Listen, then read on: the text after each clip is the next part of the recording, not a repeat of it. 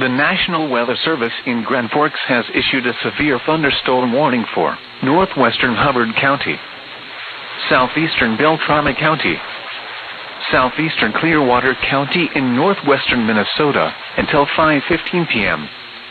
At 4:11 p.m., a severe thunderstorm was located over Laxaw Lake, or 15 miles southwest of Bemidji, moving northeast at 50 miles per hour. Hazard, 60 miles per hour wind gusts and quarter-size hail. Source, radar indicated. Impact, hail damage to vehicles is expected. Expect wind damage to roofs, siding, and trees. Locations impacted include Bemidji, Redby, Red Lake, Southern Lower Red Lake, Wilton, Little Rock, and Solway. For your protection, move to an interior room on the lowest floor of a building.